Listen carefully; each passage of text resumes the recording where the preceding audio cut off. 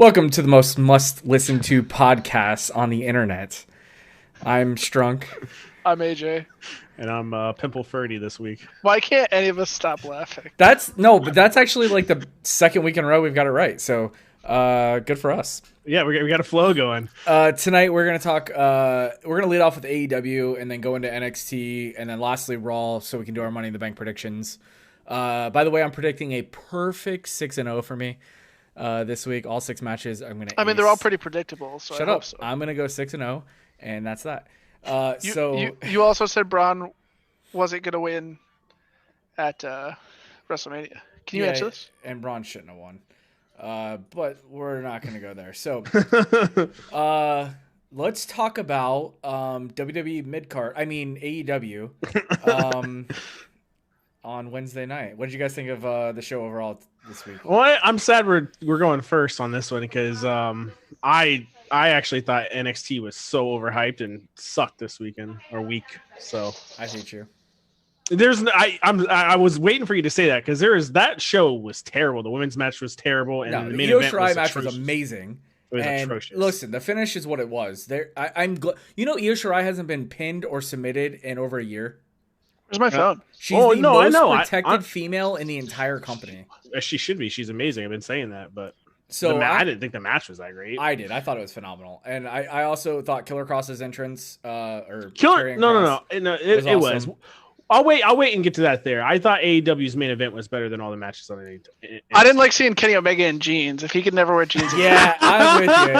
It's a street fight. Yeah, but I'm with you on that one. The last person to wear jeans in a street fight was Edge in 2008 against Mick fucking Foley. All right.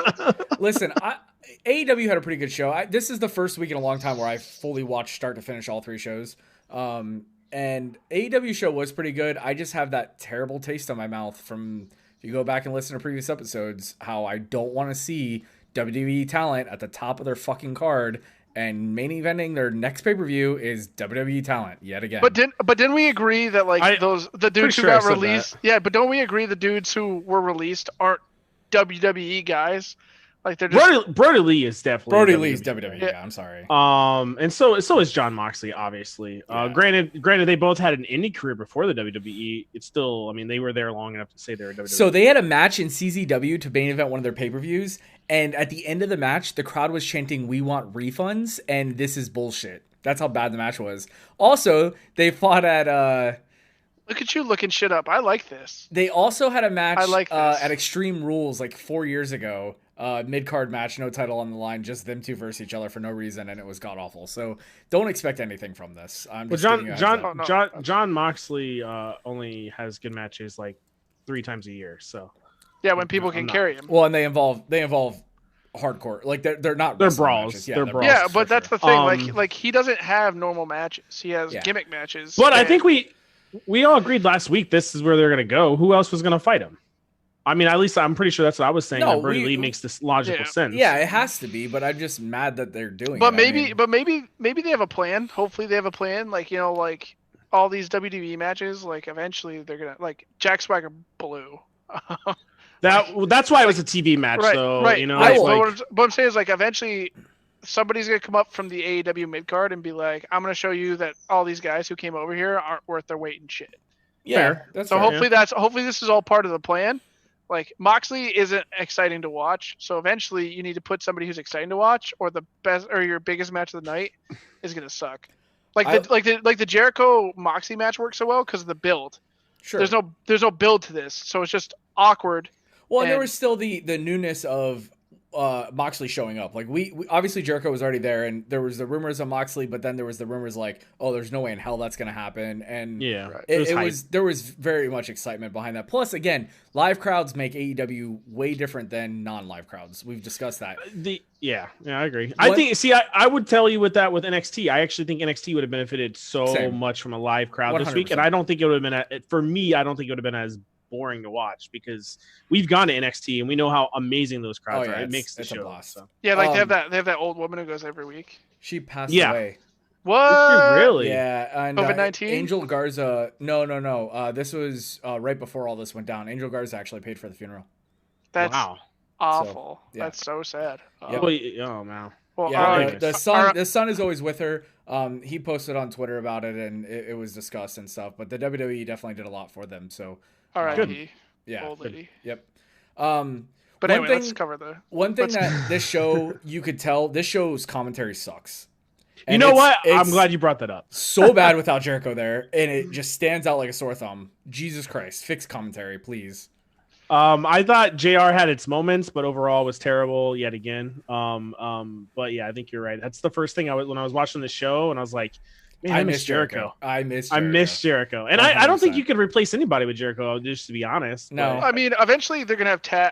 I think they're going to move to Taz full time, which JR comes off the announce table. I hope so, too. I think, yeah. Taz was a gem in WWE. He wasn't worth the amount of money that he wanted, but he's a gem. He's been in TNA, too. Like, he's a gem. He's got a bad attitude, but he's great on commentary. Right. Him and Excalibur would be great on commentary because one has classic wrestling experience. The other one has, that progressive luchador style wrestling. So, hopefully, like, no offense to oh wow, I'm turning into Jim Ross. Wow. God darn it. Yeah. No hard feelings towards JR, but he should really, like we said, switch into those old school brawler type matches. Where they're calling Death Valley drivers and pile drivers and German suplexes and leave the fucking. I know you guys haven't, but I'm almost done with his new book, and it's awesome. If anyone hasn't read it, or you guys should definitely look into it. It has a lot of cool stories. Yeah, and such. So. Yeah, I don't want to discredit JR. I mean, he's the voice I grew up on. He is a legend in his own right. But he has nothing better to do after his life. It just doesn't fit. No, absolutely, I get that. But what they're trying to do. He does not fit the mold. Yeah, exactly. It goes back to AEW is supposed to be the alternative. To be the alternative, you can't fall back on the voice of wrestling. Correct. Yeah, I agree. And Tony Schiavone, he's right up there too because he's been in every major promotion as well. Yep. But he's less known. And everything we just said also applies to Jerry the King Lawler on Raw, or on any. He does not fit and should not be on any promotion either. It's just right. And then in 5 years, Michael Cole will be gone too. Because he'll be too old in 5 years. I'm not a huge fan of him in general, but I mean he's great. I don't just he's so predictable. He's like the WWE like Vince McMahon like predictability. Yeah, absolutely. But yeah. All right, let's kick off the show. We had Cody and Joey Janela. Decent match. Yeah, it was fine. A good match. It was fun. There's no surprise here.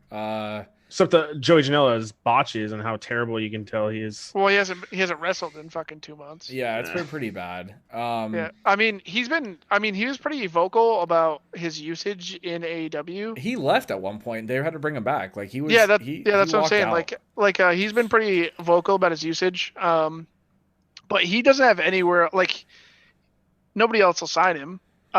So I think he's taking what he can. I think eventually he'll get a rub. He's a hardcore dude like Jimmy Havoc and Darby Allin. Like they had that match, right? The triple threat match where like the Cracker Barrel match. But Havoc can wrestle to his credit for the record. Yeah. So Joey can too. He what was I watching? He was on one of the podcasters saying that's why he's if you guys haven't noticed he's lost some weight. He has some little. And he said he's like I don't want to be known as just that guy who does crazy things. Like I want. That was on Jericho's podcast. Was it on? Okay. So I mean, he's trying. I give him credit. I mean, he's one of those mid-card talent, like lower mid-card talents that we understand don't have the time right now to build. Yeah.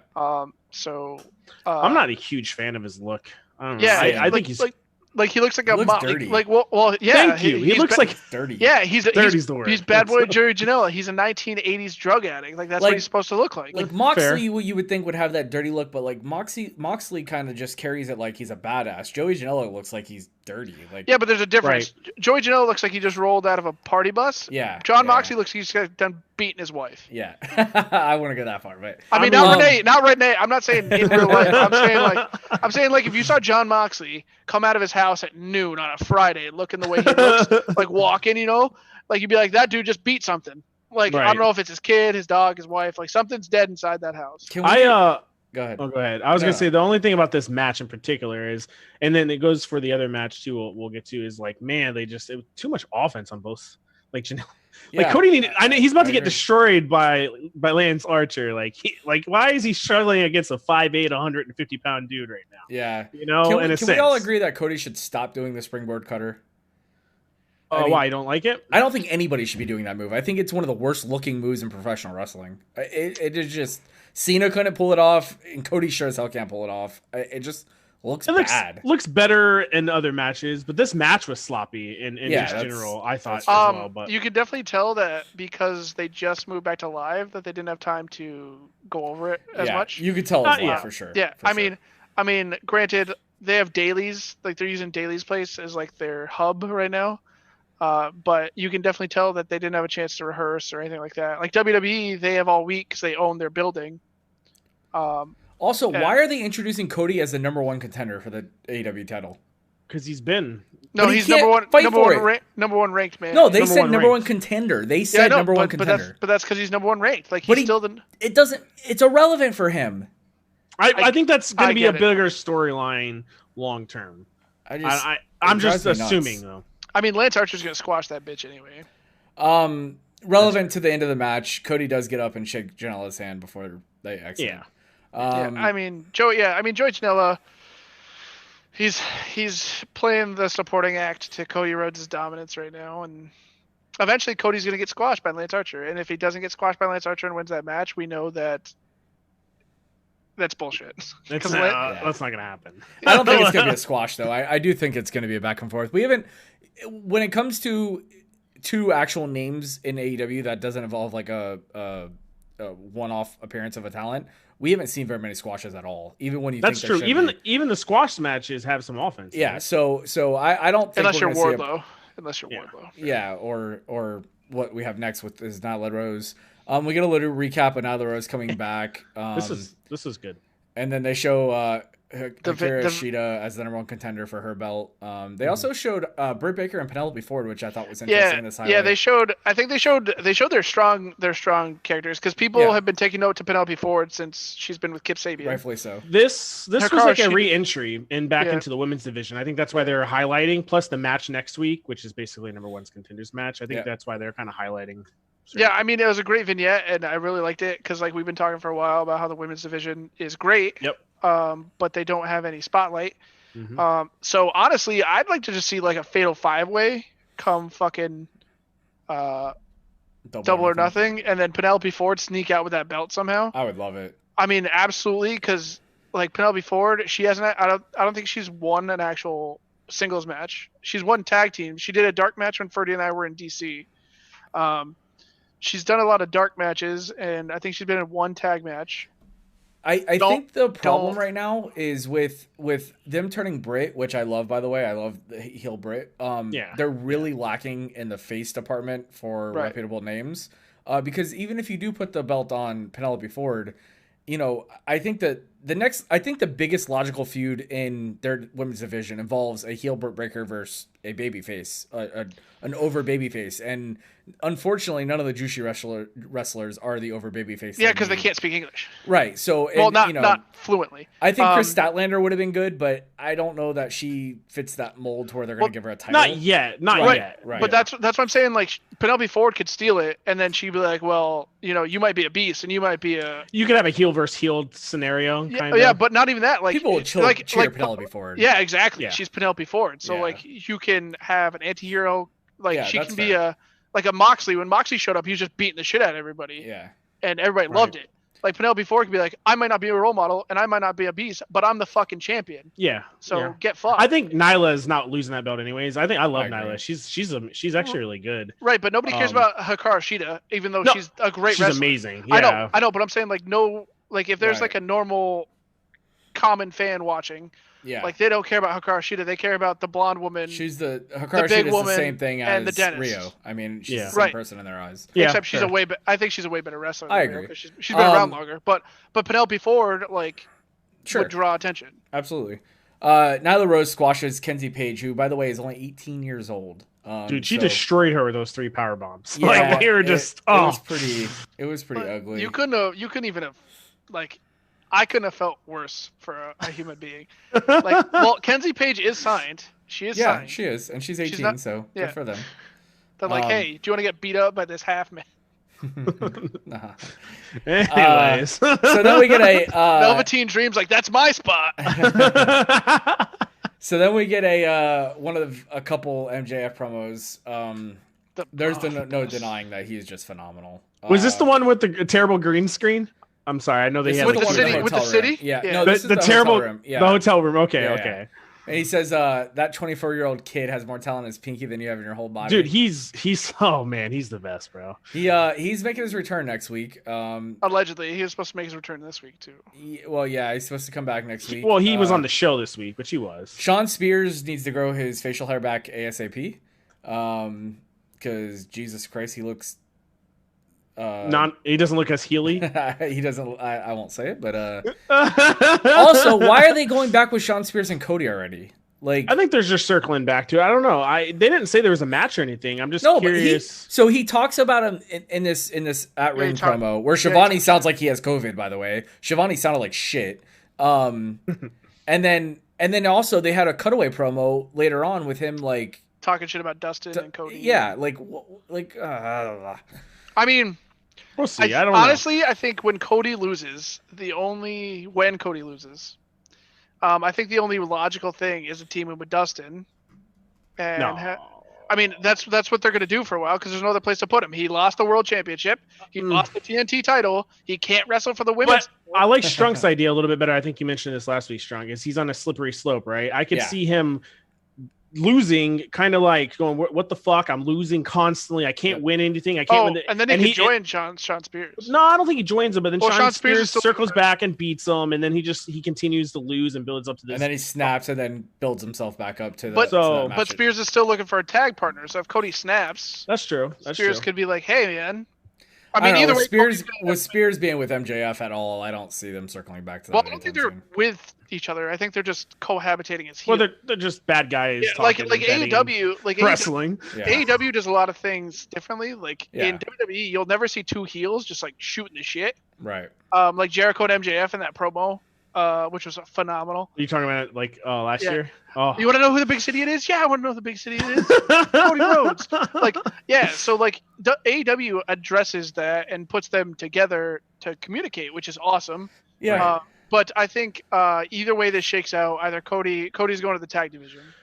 AEW doesn't make you feel stupid when it comes to certain things. They're like, listen, we know that, he's a bad guy. He's a bad guy. Like, they're going to have conversation. They do this with storylines too. Like the one thing I wrote down here is that everything they do during the show always sets up something else. Like the Pineapple Pete stuff, which I know we'll get to, is like, Chris Jericho was talking shit about Pineapple Pete the last few weeks in commentary, and now they're going to have a match. Like everything kind of makes sense building up to something in some way or another. Like there's a payoff eventually, right? Yeah, they have a good continuity. It's not going to be a 6-man tag match for no fucking reason.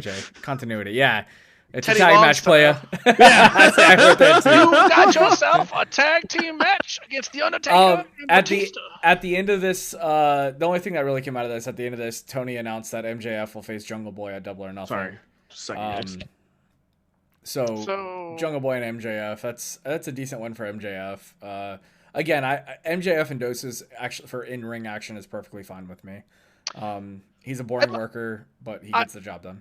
I mean, hopefully he's improved in his time off. Maybe. Wait, did you say Jungle Boy is a boring wrestler? No, MJF. He said MJF. Oh yeah. I mean, hopefully MJF gets some work in. Like he's young. Like he's been wrestling for 2 years now, so he's still got time. I do believe Jungle Boy has enough talent to make this match absolutely look awesome. But I'm not saying that. I'm saying in the long run, MJF's ring work has to keep up with his mic work. Yeah. Or else he's gonna be another Triple H, Bobby Roode. Yeah. But Bobby, which there's nothing wrong with these Bobby guys. Roode's in-ring stuff in other promotions is phenomenal. So I don't care. He's one of the greatest workers of all time. Yeah, absolutely. But what I'm saying is like if MJF can keep his mic work up, Bobby Roode probably has the best bump and feed of anyone ever. I mean, Bobby Roode can bump with the best. I mean, Ferdy's been watching TNA. He loves him some Bobby Roode by now, I think. That long-haired Bobby Roode. Oh my God, he looked terrible. Blood Money, or not Blood Money. Yeah. Beer Money. Beer Money. Thanks. Yeah. Beer Money Inc. But anyway, like I don't think.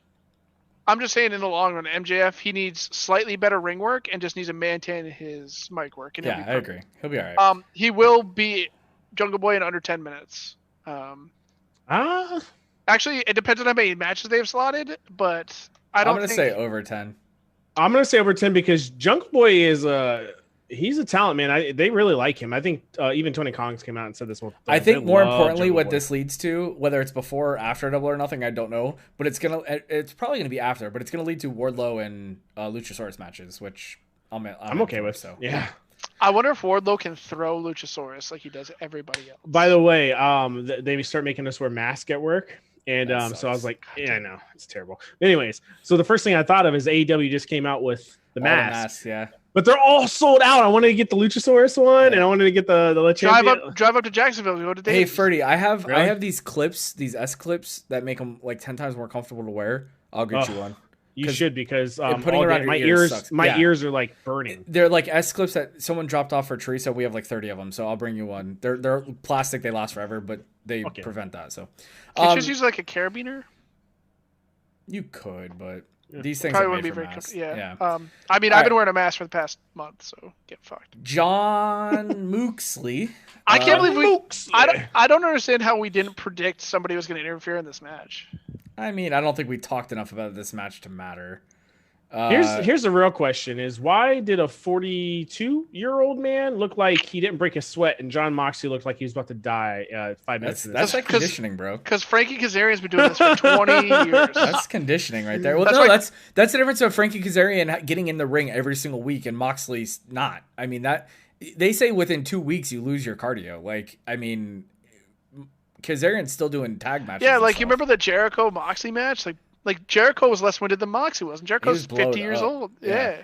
Yep. And he's like. So all right, let's talk about how bad this is gonna be. So at the end of this, Moxley picks up a clean win, but then we get Brody Lee out with with Dark Order and SCU tries to save. SCU tries to save but doesn't, and we get. So you let Scorpio Sky, the guy you've been paying vignettes to, get beat up by the Dark Order. So I've been waiting to talk about this. I'm gonna probably be the only one. I think that Brody Lee wins the belt. Oh, that's bold. Because other than take out the WWE thing that we always talk about, is that like Moxley doesn't need the belt. I think he's better without it. And Brody Lee, he could benefit from that belt, and not to mention like you could have so many different storylines. Like, who's gonna face John Moxley after this? Like, seriously, who? Lance Archer. No, Lance Archer. Who's gonna beat him for the TNT belt? Like, you know, but like nobody. Lance Archer's gonna hold that belt for a minute. I don't know. I'm just hang on. We'll get to Lance Archer after this. So yeah, okay. Yeah. All right. So here's my thing. A couple quick rapid fire questions on a 5-star scale. What will the match be? 3.5. I'm gonna take the under. Wow. I'll take the under by a mile. I respect that. I do. I'm gonna give the benefit of the doubt to Brody Lee because this will be the first pay-per-view match that he will be able, to show. He'll main event, yeah. Listen, I actually, believe it or not, I love Brody Lee. I love him as a character. Ring. He's good he's good in the ring. I just don't like the position they put him in. Look, 2 months ago we were talking about how shit the Dark Order was. Now they're main eventing the next pay-per-view, the next pay-per-view. Like, but he's even acknowledged how shit they are. And that's why he took over, right? Yeah. That's why he showed up. Killer. This promo tonight I really liked, and I really liked John Moxley's reply, like, and then kicked him in the face. I don't know how great the match is going to be, but you could have just asked, bro. Yeah, Moxley takes the mic and said, "Dude, all you had to do was ask." Right, like that's. I don't know. We'll see, man. There's so many different things they can do with if Brody Lee has the belt. Like, if John keeps it, it's just I honestly. I mean, I respect that, and it's not just that. Like, John Moxley said he wanted to go hunt people in Japan at New Japan when New Japan starts up. So I could see them not wanting him to have the belt and lose overseas. Like, he could be a mid-card or an upper mid-card talent and just put people over and beat people up. But if he's going to go to Japan and wrestle matches in Japan when this is all over, or go to Ring of Honor and wrestle matches in Ring of Honor, you don't want your champion losing, and eventually he's going to have to lose to somebody because you're not going to let that dude just walk in and beat the shit out of your talent. Yeah, I can see that. I think if Brody Lee wins the match, good or bad, I think it automatically adds a star to the match. Anytime you have a title change, especially in this promotion when it's that early, I still don't like the look of going WWE guy, WWE guy, WWE guy. Like, get this belt on someone that matters. That's not. But this will be the first non-WWE champion, like hot, like top card champion. I see multiple tag team. I mean, yeah, but that doesn't mean shit. A mid carder. He's a mid. Yeah, he's a mid carder. So he's the first. He's the first non superstar from WWE. So so we're definitely making progress. Sure. I think you could have someone beat Brody Lee in the future that you could build up like a Scorpio Sky. Yeah, but Hangman Adam Page you don't lose the star power of the other people. I mean, obviously Moxley might take a hit, but if it's not a clean finish, he won't take that big of a hit. It'll be a clean finish. That's the other thing is, like, I would like to see, look, WWE gets a lot of shit for non-finishes and non-clean finishes, but in this circumstance, especially if you're going to take the belt off him, Brody Lee has built his character around having goons. Like, I'm That's okay having goons interfere here, and they've said that. They've said that they'll only not do clean finishes when it makes sense. And I think they've only done one, right? Yeah, this makes sense, So, I mean, that's what I'm saying. Like, if Moxley loses and it's because of interference by the goons, he won't lose that much of a rub. Correct. Now, if Chris Jericho is still champion and he had the Inner Circle and he still lost to Brody Lee in the Inner Circle or in the Dark Order, you'd be like, "What the fuck? Where was the Inner Circle?" Yeah. Listen, I could see them honestly. Like they actually, and again, they're very good about continuity, and they made a comment about Hager not being done with him yet. So I could see them circling back to the Inner Circle, and maybe it's not the Dark Order that helps. Maybe it's a Jericho or maybe it's them all dressed up as the Dark Order. That would be awesome. That would be hella true. Cool. And Jericho loves putting a mask on and surprising people. So maybe something along those lines happened. I actually think that would be pretty cool, but I don't want to give them too much credit yet because I don't like this booking in general. So I don't like how fast it is. Yeah. Or how quick it was. Like, because last week we're like, oh, who's going to face Moxley? And then this week he's like, Brody fucking Lee, why not? They had to build. I mean, with 3 weeks left, they obviously had to do this. But I see. But one thing they're not good at is being predictable so far to an extent. So we didn't see this. Like, we didn't see the interference happening. So I guess or not the interference, but we didn't see the mollywopping happen. Right. Yeah. So next we get Brandy Rhodes talking directly to Jake. She's so much better in more unscripted situations. I feel like these. Well, she's brand officer. She can be as unscripted as she wants. Yeah, but anytime she's pre-recorded, they feel forced. Boring. That's a good word. Edited. Forced is a bad word. Predictable. Very edited, yeah, all those things. But I like Brandy a lot. But next we get QT Marshall versus Lance Archer. I bet you guys can't guess who won that match. Oh man, it was a landslide with QT there, buddy. Lance Archer obviously picks up the win here. Let's talk about after the match, though. Yeah, so Lance Archer put his hands on Ferdy's woman. Yeah, that motherfucker. And that man would eat you. Jake the Snake became Jake the Snake and brought out a snake and put it on Brandy. That's what I want to talk about because it's been literally like the hottest thing in wrestling this week. Do you guys find it disgusting? No. I find it a lot less. I find it a lot less menacing in 2020 than I did in 1989. Because that was the argument. It was like, hey, like this is like he got on top of her and he shook and there's a snake and all the, I'm like, and like there's like if it was planned, it's okay, but if he just did it by himself, it's not okay. I'm like, either way, you're reacting, so you're doing exactly what they want you to do. Yeah. All right, then put her in a cage with a bunch of murder wasps and we'll just move from there. Murder hornets, get it right. And I watched a video of some dude taking a sting from one of those. Yeah, that's Coyote Peterson. My daughter's a huge fan. Shout out Coyote Peterson. We found the solution. Your daughter's 6 years old. My daughter's 9. 9 years old. Sorry. Yeah. And the solution to murder hornets, praying mantis. They eat the bitches' heads off while they're alive. All right. Anyway, back to the fucking. All right. So quick question. Now this is a little unfair, so I want you to be a little less biased than you have to be. But who's going to make a bigger impact in the next 6 months, Lance Archer or Karrion Kross? I mean, Lance bigger impact on the brand? Yeah. Lance Archer. And if in the next 6 months, is amazing. If in the next 6 months Kross becomes NXT champion, do you think that's a bigger impact? No. Ooh. Okay. And here's why, because NXT, we all say it, like this amount of stars they have on, like everything they have rolling with them. And here's another thing, like I know you watch NXT live every week, and I watch AEW live every week. I will never watch NXT live, and I'll never watch NXT live for the simple fact is that like they're gonna be there no matter what. Like I'd rather support AEW live, help their ratings out, because obviously I love both, but there's NXT, a chance they won't be around. Right. Sorry. Like I'd rather, NXT is gonna be amazing whether Killer Cross is on the product or not. Yeah, like Lance Archer is the first time they're building somebody up that's not a WWE star, and I think they're doing it right. And I understand the value of the NXT brand, and we all agree that NXT is the best show on WWE TV. No. But it's like this: like I went to that one XFL game, and I bought one jersey.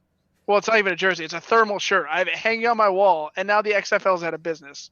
And I was so funny buyers. No, right. And I was and I even talked to you guys. Like I've been so upset about the XFL being out of business. Yeah. Like I even talked to Julie about it. I was like, man, this sucks. Yeah. I was like, I really liked it. And she's even like, we had a lot of fun there. I was like, yeah, we did. Like it was great, and it was awesome. And now all of a sudden, like you can't see it anymore. So at the end of the day, like I watch more AEW because I know they don't have, like they're not the ones rumored to be getting bought by Disney. Like they're not the conglomerate. Rumor. Is it though? Yeah, I don't think there's any truth to that. I think it was started by an ex WWE wrestler from the 80s. Like there's no weight. I don't know, man. I think there's more weight to it than now. While Vince is alive, we'll see if Cross like actually helps the ratings. I will give it to you, but I think if we're going to talk about bigger impact, I think what they're trying to do right is a ratings battle with AEW. If they start beating them consistently because the amount of stuff he's doing, then yeah, I would say. So my only argument to what you just said was, AEW grown, like not the fact that he made a name for himself elsewhere, but they also attached him to Jake Roberts, like, which is genius. Okay, but that's still a WWE guy, like a man who everybody wrote off as fucking dead. No, that's true. Good for him. He hasn't been on WWE TV in 30 years. Like he was at the Hall of Fame 2-3 years ago, right? Like he was I'm talking about his notoriety is from WWE. That's all I'm saying. It's given him credibility, and listen. If I can listen to a Jake Roberts promo every week, I will. I have no problem with it. I'm happy they're doing it. I just think. Maybe I phrased that question wrong. I asked who will make the bigger impact. Who is the better signing overall? Do you still agree it's Archer? As of now, I have to say Archer because I haven't seen. Based on Cross's past and the things I've read, I think Lance Archer's less entitled. So he had he was released a lot, and he was a shit wrestler for a long time. And then he went and lost weight. Like if you look at pictures of him from Impact, he's a fat shit. Yeah. He looks like garbage. So he went and he lost weight. He went to New Japan and Ring of Honor, and he did all these great things. And now all of a sudden he's put the work in to where he wants to be. Cross left his promotion because they wouldn't push him. And then they stopped paying him. And then he went public saying they weren't paying him. And Scarlett had to wait tables to support them. First of all, nobody told her to stay the fuck home. They told you to stay the fuck home. So and like it's not a personal. I love Killer Cross. Like I told you, I'm super excited for him. I'm super excited for Scarlett. But I don't think he's worth his weight in gold yet. I think Lance Archer's paid his dues and he earned to where he is. Okay. I think Cross has to. I mean, for the people like me who care about what happened in Impact, I know nobody else does. Right. For people like me who like the Indies and read about the way these people act before they become stars, like I think he needs to rebuild his base. Archer looks like a man among boys in AEW, and that's credit. So does Billy Gunn, and Billy Gunn's 60. I know, but they're pushing Archer, and I'm glad. Will Cross be on NXT in 6 months? That's the question, because the way that we'll get to Cross when we get to NXT. So this match, obviously they're getting Brandy involved. It's still 2 weeks away for the. Are they? Well, that's at the pay-per-view. That match is at the pay-per-view. Right, but the thing at the end of that match did exactly what it was supposed to do. It brought emotion to the match, which is great. So. Yeah, I think they've gotten there already. I'm definitely more excited for that match than I am the title match. The title match, yeah, for sure. Yeah, I would agree. Yeah. I'm excited to see the title. Yeah, they haven't revealed it yet, huh? I guess they're not. I don't think they're going to. Does Bret Hart bring it out? Who's a good like TV title like champ over the years? There you go. Is Malenko's in AEW, right? I think he's a producer. Lance Storm. Lance Storm just got released, didn't he? Or no, he got furloughed. I would like to see Dean Malenko bring it out. I think I love me some Dean Malenko. Me too. And he's very underrated. Very underrated and very worthy of bringing that title out. The man of 1,004 holds. Jericho and his list. That's where the list originated. Yeah. But back last thing, Lance Archer does look like a man among boys now. Yeah. When they bring in Rusev or bigger dudes, Wardlow, they've been filling out the roster. Luchasaurus. Yeah. Colt Cabana is not that small. I think they'll have a larger base soon. I think they're getting now. there. Brody Lee's. I would love to see Lance Archer and Brody Lee go at it. Not because it'd be a great match, but imagine Brody Lee trying to do his discus clothesline and Lance Archer just stand there looking at him like he's got 6 dicks. Just like.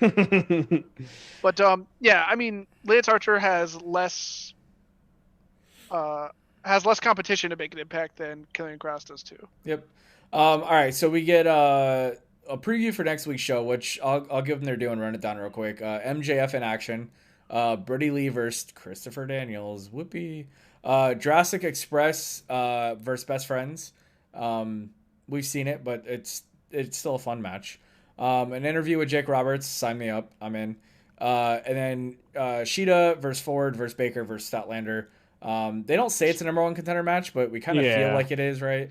I'm low key hoping it goes to a no contest, and they have and they have the 5-way. Sheeta's the number 1 contender, correct? She's 7-1. She's 7-1. I would like Ford pin Statlander here, to be honest. I was gonna say I would like to see someone like Penelope pin Sheeta, and then they turn it into a triple threat of some sort, get the number 1 contender. But hey, you pin the number 1 contender. I don't think they go triple threat until they plan to take the belt off Nyla. Well, so if there's a triple threat, I think the belt's coming off her. I'm a big fan of scramble matches, like the old WWE scramble matches. So I'd like to see a 5-way scramble match. We'll see. Even Brian Kendrick got two pins in a scramble match against Jeff Hardy, MVP, Triple H, and Shelton Benjamin. So anything's possible in a scramble match, and I really like scramble matches. So put a 30-minute scramble match. People come out every 5 minutes. Nyla shows up 15 minutes left. We need to get you on the WWE Universe 2K19 there. I fucking hate Universe mode in 2K. And Chris Jericho in action next week. So big week for AEW. Hey, against who? Against who? It doesn't say. Do you know? Pineapple Pete. Oh, right. That'll be fun. It's a big week. I'm glad they're getting back to planning them out accordingly. They're live, so I can't stand, and I won't go to Manias on the West Coast because of this. I cannot stand wrestling starting in daylight. I absolutely despise wrestling starting in daylight, and the beginning of the show was daylight. It drives me nuts. That's a pet peeve, but you're such a wine ass. Bro, WrestleMania 32, I was miserable the first Every WrestleMania starts in daylight now because they're 9 hours long. Yeah, wait till that's next why year I like domes. 2 days. Yeah. Domes. Yes, okay. I mean, if it's back in Tampa next year, you're gonna have to sit outside in the sunlight anyway. Yeah, but I'll be drunk. Well, so it'll be next year is gonna be in LA, isn't it? Or the year after. Well, they don't have the stadium's not supposed to be open before they have main. Oh, by the way, I hate to break hearts. SummerSlam was officially nixed by the Boston government today. Son of a bitch! Breaking news right here, Backstage Brawl. You guys heard it first. Yeah, they said that they aren't doing large gatherings or events until after Labor Day, which is September 7th, and it's 2 weeks after SummerSlam. So sorry, boys. Small chance it gets pushed back. No. Okay. But they could move it to Tampa. Yeah, we could hold everything here. Are you kidding? We could break. Yeah, we don't give a shit here in Tampa. Our governor says, "Fuck it." Governor DeSantis, if you're not essential, you're going to work anyway. Oh, did anyone? Speaking of Tampa in our area, did anyone watch Dark Side of the Ring this week? No, I didn't. I've been meaning to. I've been meaning to watch the whole show. So it was on the UWF, which was a promotion in the early '90s, like 1990. And Herb Abrams, right? Herb Abrams, and his first pay-per-view he held at the Manatee County Civic Center in Palmetto, Florida, and couldn't get even the floor seats sold. So. Wow. Pretty interesting stuff though. They talk about Palmetto and they show the Civic Center, and the guy goes, I walked into the building and thought to myself, there's no way we can sell this out. It's huge. And I'm just laughing. The Civic Center is not a big building. I graduated in that building. It's not very big. I've been there for trade shows and stuff. Yeah. I mean, my buddy actually sent me the link. Hayden sent me the link to it. on Instagram, and he's like, "Do you watch this show?" And I was like, "I'm about to, or I'm going to start." I need and he's to like, save his number. He's like, "I watched this episode and it was awesome." Yeah, well, there's an Owen Hart is the season finale. Dark Side of the Ring on Owen Hart, and they better be careful; they'll get sued by WWE. No. Well, Owen Hart's family is involved, and his wife came out and said there's unseen footage in there that no one's ever seen. Interesting. So they better be careful. What's WWE gonna do? They portray Vince in that shit. They got their shit on lock. His head hits the turnbuckle, and then they cut to Vince. This shit's great. This is some good shit. Sorry, that's not funny. I'm sorry. I apologize to the Hart family. I don't actually believe that. R.I.P. Owen Hart. Yeah, I was watching that pay-per-view live. Me and my brother were too. Just craziness, man. So final JR talks about it in his new book. Does he? Yeah. Yeah. Chris Jericho and Sammy Guevara, the Sex Gods. Sex Gods. Sex Gods. Let me get it right. Versus Matt Hardy and Kenny Omega. The best part of this match is Sammy Guevara getting hit by the golf cart. That's in the news. It was in Yahoo News, and it was done by CNN, and it said a pro wrestler was hit by a golf cart by two other men in a match. And then I'm like, the best though is the next day, Sammy has like a selfie on his Twitter, and it says, "You ever wake up feeling like you got hit by a car?" This match was awesome. No, this match was shit. I'm sorry. This match was awesome. No, Matt Hardy switching to all three of his personas was funny. I think it was just a good change of pace for a change. I think it was like with everything dumb that's been going on. This was everything that was limited. There's a lot of good spots too in this. Yeah, match. like I think it was just a good break from the norm for wrestling. I'm so sick and tired of Kenny Omega losing in tag matches. God damn it. Well, it makes sense. He doesn't have his tag partner. It doesn't matter. Stop putting L's on that man's name. You want to put a fucking belt on someone that means something. Give him a goddamn belt. You ever wonder? So he's in a tag match next week against the Pride and Powerful, and I think that's when we're gonna see Hangman turn. Back. Yeah, not turn. I think he's just gonna come back and be like, "Yo." You ever just think like Kenny Omega doesn't care about winning? Him and the Young Bucks. It's the worst part about this promotion. They should be the biggest stars. I understand they're trying to build something and they don't want to blah blah blah blah blah. But at some point, you got to fucking pull the trigger and make yourselves where you belong. We're not a year in yet. You got to give a little time. I know. Hey, listen, he does have a belt on him, so I mean, at the end of the day, he does. So Jericho with a power bomb on top of the roof cart, and then Omega eats the Judas effect on the cover for 1, 2, 3. So did you say the roof cart? I did say the roof cart, but I meant the cart roof. Sorry. And then they had that awesome thing at the end where they're on the field. Yeah, the inner circle.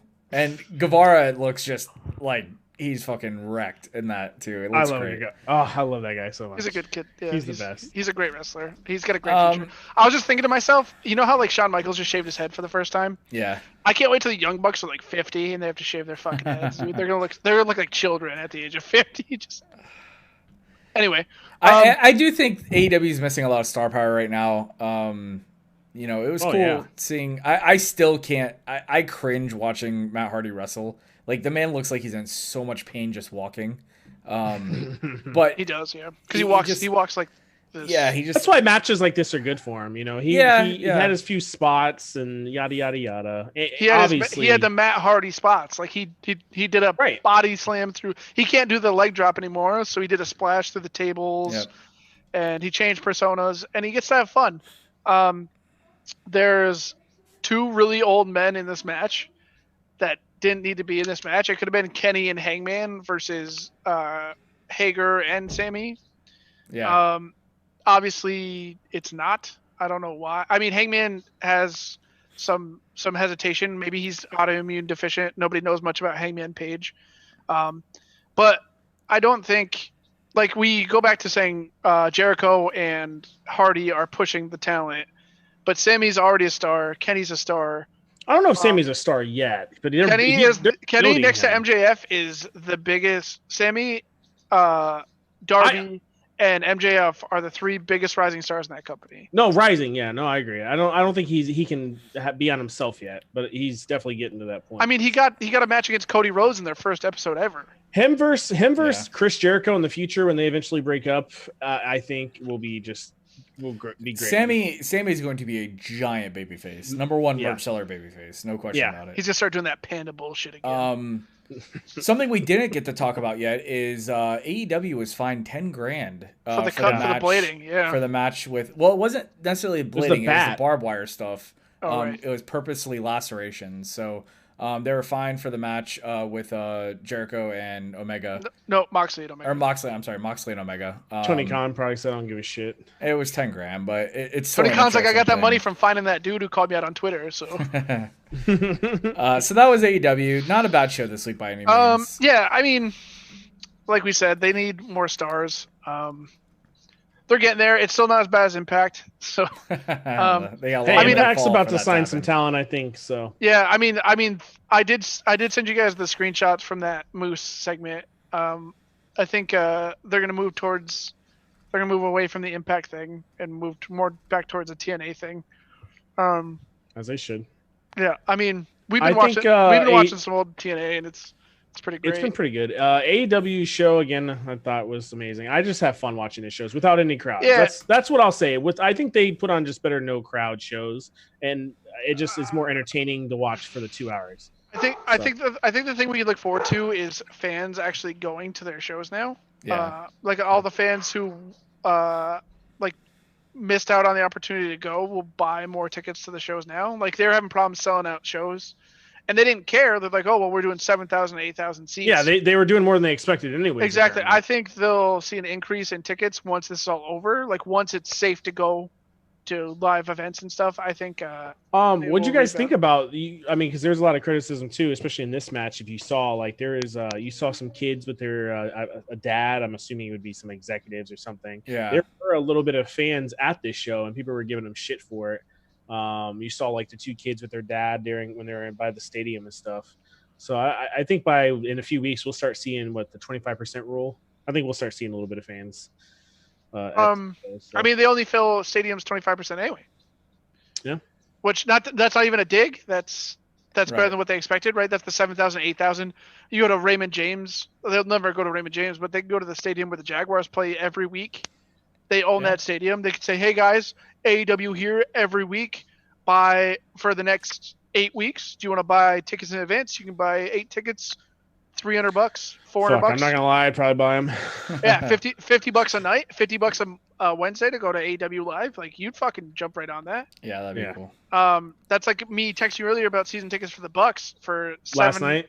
$770 for 8 games. Like that's only $92 a game. Yeah. What to see Tom Brady and Gronk? You pay $50 to go see Chris Jericho. True.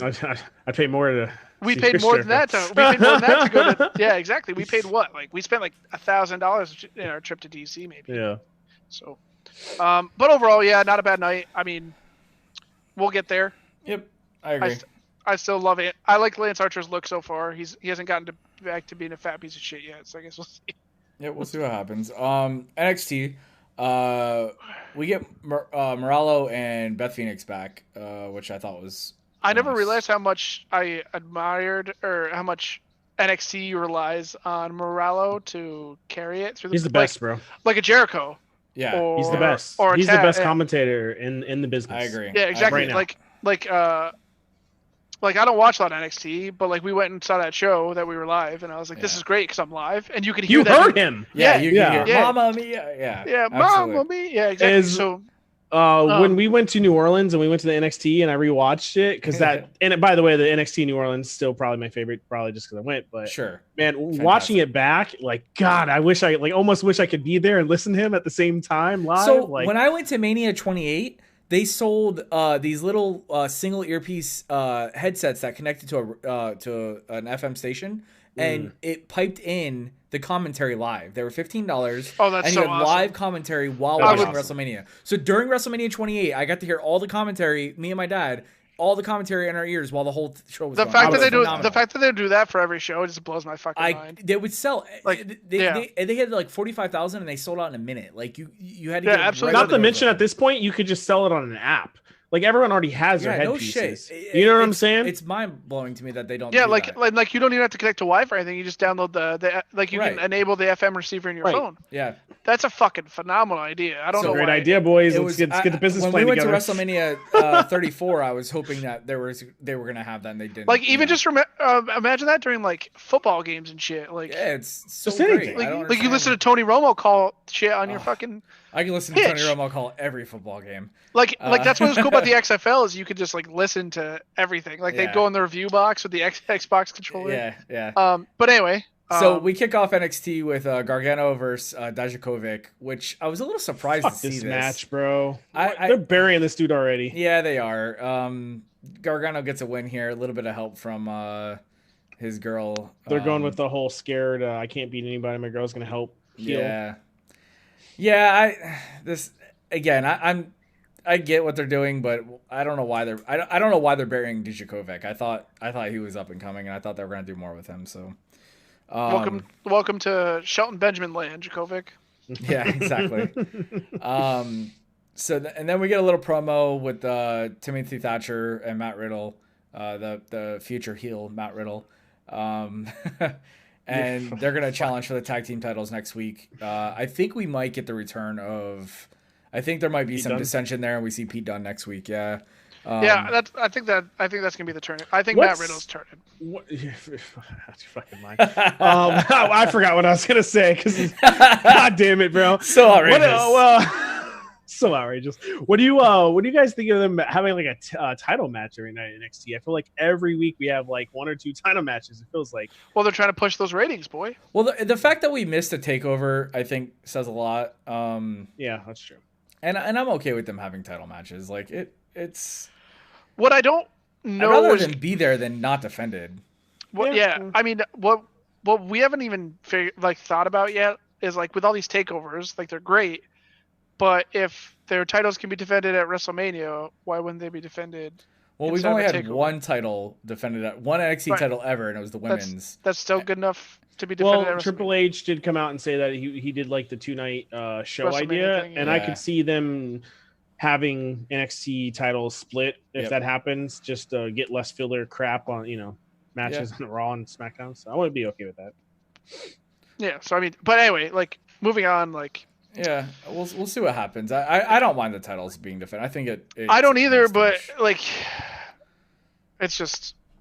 So we get a Cruiserweight title tournament match. I think again, just like I think the Dusty Rhodes Tag Team Classic held back NXT. I unfortunately do think this. I think the in-ring action for this Cruiserweight tournament's amazing, but I think as far as star power and storylines go, it is holding back the show a little bit. So the issue is it's an interim title tournament, right? So once who's the tag or who's the Cruiserweight champion? Jordan Devlin. Jordan Devlin, yeah. Once he can, he's British, yeah. Yep. Yeah. So once he can come back, like they're saying about feud for somebody that doesn't even care. Right. Like, and I'm not saying he doesn't care. I'm saying they're saying about feud just to set up a feud for this interim cruiserweight bullshit. And it's like who can, like when CM Punk left and John Cena became champion, like that was cool. But now like they're gonna have a unification match and it's gonna matter why. The cruiserweight title didn't matter before it came to NXT, and now it doesn't matter now that's in NXT. So like this tournament's just burning camera time. See, really. I liked it. I like the Cruiserweight title added a lot to the show when like what's his name had it. He just got released. Leo Rush. There's some of the most exciting matches. Yeah, he said he's never gonna wrestle again. Some of the most exciting matches on the show. We went to NXT with a friend who is a pseudo wrestling fan. He watches wrestling when we watch wrestling, kind of thing. And social wrestling fan. Yeah, social wrestling fan, but. The most impressive matches for him to watch are the cruiserweight matches. Like they do the most explosive stuff and they're entertaining. So I just hope that once we get past this tournament thing again, we get some storyline built. I would say I think I said this 2 weeks ago. I think this is the best thing on NXT TV. I'm really enjoying the yeah. I'm not saying the tournament. I think they're the best matches on the shows too. They are great matches. Yeah, I'm not saying the tournament's not great. The matches aren't great, but they're setting up this. You don't like the feud. Right, I feel you. Yeah, it's like Jordan Devlin. Goddamn, Devlin is amazing. I'm excited to see where they go with it. We'll see who wins. We'll see who wins. Like they're putting on this tournament when there's an actual champion waiting to come back. Yeah. And it's kind of fucked up and I think it's kind of fucked up because like the dude doesn't have an option. Right. Right. He can't just get on a plane and be like, "Oh, I'm gonna." They could be doing like promos or something. They could be building other storylines instead of like because you're gonna watch somebody win this tournament and this title, so you're gonna get invested in this man, the person who's gonna be crowned champion. You can almost bet that when the title's won, Devlin walks out the same night. Right. Like you can almost guarantee that. Exactly. But what I'm saying is like you're gonna get behind these people or this person who wins this championship or the tournament because you've watched the tournament. Yeah. And even especially if it's Drake Maverick. So hypothetically speaking, I don't think it's gonna happen. But say Drake Maverick wins this tournament, and then fucking Jordan Devlin comes out and says, "Let's unify," and then beats Drake Maverick the same day. I'll tell you what. As much as we disagree with Strong, if Drake does win, I think this whole tournament does mean something. I know I'm contradicting my entire saying, but like that's a money match. Also, that's a money match. Absolutely. I would say Devlin versus Drake Maverick I hate it, but I would still like it. But Drake Maverick would not win. And he'd still be. I do think he could. I think he could. I don't think they want the universal. Or I don't think the universal. It just is relevant. I don't think they want the cruiserweight title in UK NXT. So I do think the unification comes over here. Yeah. But he lives in the United States when he's not banned from leaving. Like he went to Europe to visit family and they got stuck there. Okay. We'll see. Just because you can't just not give him a title because he's British. Well, no, I know, but I think this isn't fucking 1777. Because I think if Drake Maverick wins, he's not losing the unification match. Yeah, I but agree with Tozawa picks up this win. He's one of the very few 2-0 competitors in this tournament, and Jack Gallagher eliminated. You mean Tozawa, the same guy who gets squashed by Bobby Lashley? That's on Raw. That's a different show. We don't pretend that exists in the same universe. So, but they're not developmental anymore. They're on the same level. Yeah, but again, different weight classes. Think about it. I mean, that's bro. Like tell that to Rey Tyson Mysterio being fighting... great fucking Khali. Anyway, so back from the break, we get Xia Li versus Chelsea Green with the Robert Stone brand.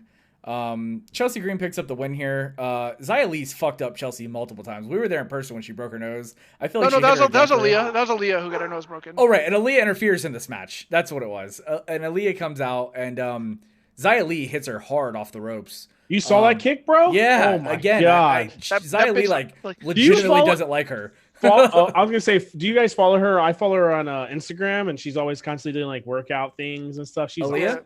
Or Xia Li? Oh, Xia Li.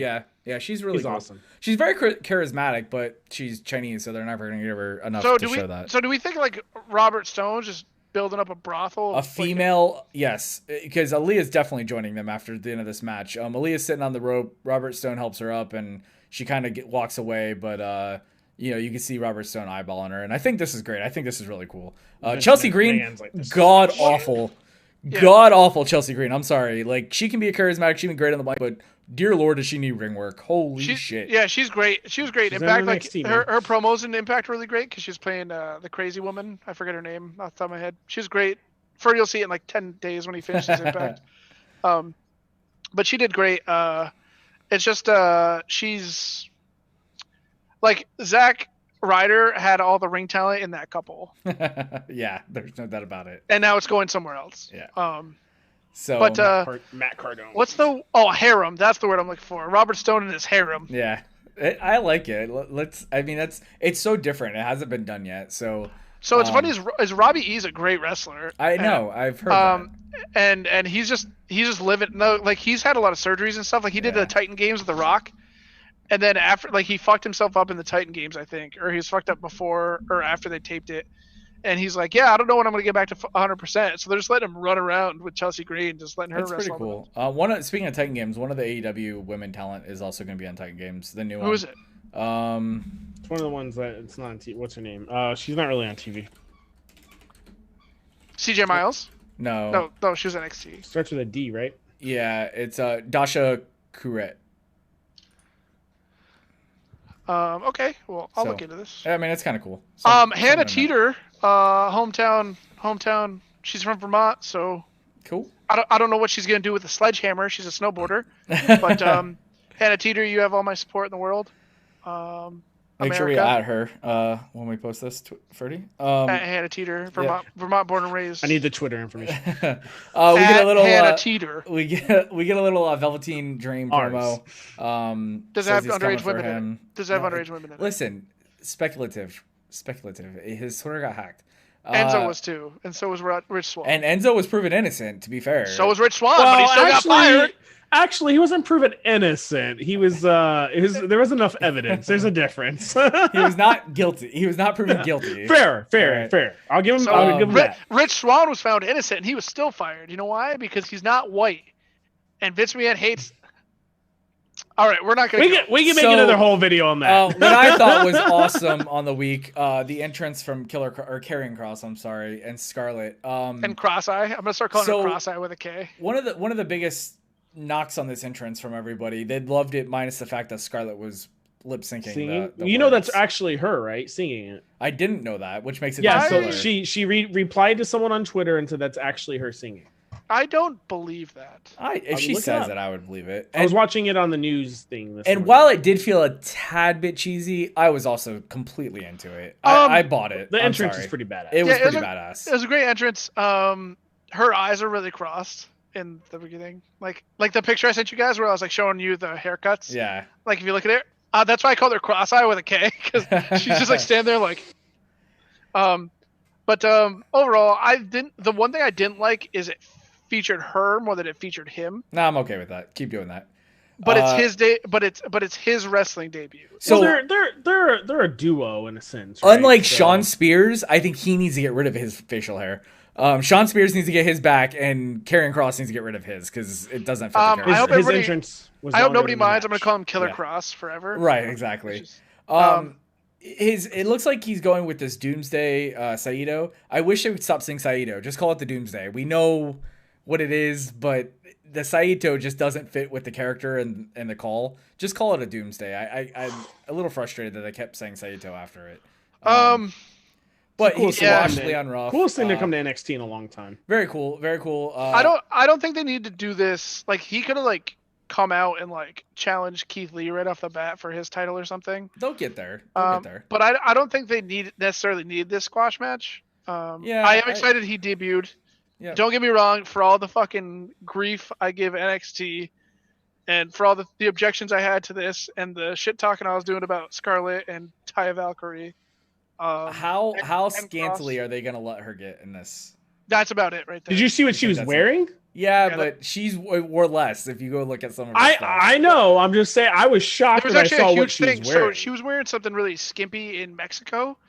You look up the video and somebody a person in the crowd, so she got hit against the barrier and somebody in the crowd wrapped their arms around her. Oh yeah, I saw. And she went on Twitter and she's like, I don't care how I dress. Right. It is not okay to put your hands on me. And she's absolutely right. Yeah, absolutely. Any talent. You know, when it comes to that. Don't ever touch them. No, it was for AAA or Reina de Reinas or something. Yeah. And you felt for her. I appreciate her willingness and her buy into herself to dress the way she wants to. But I think that is going to be the maximum WWE lets it happen. Because, you remember Eva Maria? She was hot, but she couldn't wrestle. Yeah. And Vince would, have her go out in these outfits, and then they'd have wardrobe malfunctions. That one was fake, obviously, against Becky Lynch or whatever. Right. But I think unless she goes to a two-piece wrestling outfit, which she's never done, it's always been connected. Yeah. I think that's going to be the WWE thing, especially if Disney buys them. Well, and again, stop saying that because there was one comment about that from an '80s wrestler, and there's still no merit. I'm gonna ride that wagon until the wheels fall off. Interesting. Leon Ruff is from Evolve. He was a squash tonight. So kind of cool $500 worth. Yeah. Yep. So that was cool. We get a video package for the NXT Women's Title match. Which kicked off the 9:00 hour, which I guess it had to because you had the men's match at the top at the main event. But we get the video package of the Newly Bros show getting interrupted by Imperium, and that's when they have they announced the tag match for next week. So I like that promo, by the way. The Imperium's little promo was pretty cool. Yeah, they're the music they're good. And stuff. Can we just point out the fact really quick that the referee for the Charlotte IO match, like EO match. I can't remember his name. I think it's Rick or something. That dude is yoked. Oh yeah, for sure. Yoked. Like I'm looking at a picture of him right now, and he just looks like he's gonna bench both of them and then take the belt and just leave. So we had a slight discussion about this match earlier, but do me a favor, Ferdy. Go back and rewatch this match. I don't Which think match? The Io Shirai Charlotte match, because I don't think you give it the credit. I think this is probably the best women's matches we've seen this year. It's really, yeah. Go back and watch it again, man. They're great in they're flawless in their moving. And Io Shirai's amazing. I've said that. She's one of my they're favorites. just so goddamn good. The double knee that she does to Charlotte in the corner, I thought she killed her. Like, holy crap. So when did you guys argue about this match? We discussed it earlier. He thought it wasn't a good match. Oh, okay. We just leave AJ out of those things. You were here. You were fucking here. Oh, was I? Yeah, you might have been messing with your dog or your woman or something. I don't know. But that's probably. I thought, and Io Shirai's music. We talked about this last week. Oh, God so good. Damn, it's so good. She's so good, man. She's so good. I don't like that the match ended in a non-clean finish. No, I do. Strong had a good point. Strong had a good point on this. Io has not been pinned or submitted in over a year. She's the most protected female in all of wrestling right now. And then on Twitter after this, Charlotte put something on Twitter saying basically it's very rare she gets into a ring against someone that she feels she has to improve to be in the ring with. And Io Shirai said she couldn't agree more. Let's do it again with the little devil emoji. So they acknowledged what kind of match this was, and I really think you should give it one more shot to look at it. But it's a very similar cop out to the Finn Ronda. Balor. No, it's the same cop out that they used for the Ronda match. Yeah, exactly. But if it makes sense, they could have been more original with the DQ. They could have just had Rhea. So the end of this match saw Rhea Ripley come out and beat the living piss out of Charlotte again. They could have done a double count out or something. Like it didn't have to be. Listen, if this ends up Io Shirai taking the belt off her eventually, I'm okay with it as well. I think that's great. Obviously Rhea's gonna take the fucking belt. Look, if you give me a triple threat with Rhea, Io, and which it Charlotte, looks like they're going to. They do because they go backstage and Io's not happy with Rhea showing up at all. They brawl. So they kind of get in a little tussle and get broken up. But I thought this was well done. I think both women came out looking better than they did going in. And I encourage you to go back and watch it and give it another shot. Also, I was shocked to see Rhea. You know, the big gimmick was after this was Rhea had to drop the belt because she had to go back to Australia in her work visa and this and that and the other. She's never left the country. Yeah, it was definitely work. She never left the country. Just an excuse for everyone to get the heat off that she lost the belt to Charlotte. Yeah, I agree. And whether you want to say that's the right move or wrong move, we can argue about that all day. But I do. I like that she's back. It makes an impact, and I like to see where. So does she pin Io? Does she pin Charlotte? I think that's why. I don't think Io takes a pin. Or does Io pin Riley? Or does Io pin Charlotte? Io could pin Rhea. Yes. Did I say Riley? You did, but that's okay. Fuck, I was just gonna glance over it like nothing happened. You know what? If you give the belt, let's say to Io, and then you could continue the Rhea Charlotte feud without a belt, I think agree. That's I great agree. as well. I'm totally for that. But I don't think Charlotte's gonna go to NXT if she's not the champion. No, but you bring Rhea up, so you have it on a regular pay per view. Yeah, she's been on Raw. Yeah, you bring Rhea up and you leave Io down there with the belt. Yeah, but you already brought Bianca up. So what happens to Bianca? Bianca's still. They still have tons of women in the NXT. We've gone over this. Right, I understand that, but what I'm saying is like Bianca gets enough. Bianca and Selena get 80% of the TV time. Yeah, and it's not bad. Like I agree. So which one of them takes the time cut if you got Charlotte and Rhea on Raw throwing down? You sit in SmackDown. Yeah. Right now you have Bayley and Tamina competing for the goddamn title. Get them. Yeah. Get some Bianca talent back on SmackDown, please. Bianca will, unless the Street Profits move over to SmackDown. Obviously, they're going to stay together because of the whole. They're married. Well, actually, Vince came out, or somebody came out and said Vince was trying to keep all the couples together. Right. That's what I'm saying. Like, they're happy. Yeah. So. Which the last brand split, the original one, they actually didn't give two shits about who you were dating. Yeah, that's how Edge ended up with Lita. Right. Matt Hardy getting taken to Pound Town. So. We get another cruiserweight title match. Kushida versus Jake Atlas. Kushida picks up the win here. Nothing big there. Finn Balor comes out. I actually didn't like his original promo. He has this. He's trying to use all the wrestling vernacular that they normally don't say on TV, which is kind of cool, I guess. But well, John Cena did the same thing, and John Cena got fucking squashed. Yeah, technically. Yeah. At the Firefly Funhouse match. Right. But I kind of, I mean, I didn't dislike the promo. I just didn't think it was his best work. However, Cameron Grimes comes out and he's terrible. By yeah, the way. but I hate his gimmick. Finn came back out and squashed him, so yep, all good. And just saw Finn standing high, and we still don't know where. I mean, Finn's waiting for what's his name to be able to travel from Imperium. Walter. Yeah, so which will be a phenomenal fucking match, by the way. So we do get Balor versus Grimes next week. Again, gonna be a squash. Maybe Walter shows up next week. Maybe he can fly over. I don't know. He hates being here, so. All right, let's talk about the main event. Adam Cole versus Velveteen Dream. Match is back and forth. I thought it was a pretty good match. The glitter from Velveteen Dream's tights was everywhere. Yeah, all over the wrestlers, all over the ring. I mean, it was just a shiny all over fest. The 17-year-old girl. Yeah. Allegedly. So Undisputed Era comes out, and then out from under the ring out of nowhere, Dexter Lumis crawls and kind of scares them off, which I thought was kind of cool. The ref takes a bump. Set up for. Yep, the ref takes a bump. Dream should have a 1-2-3, doesn't get it.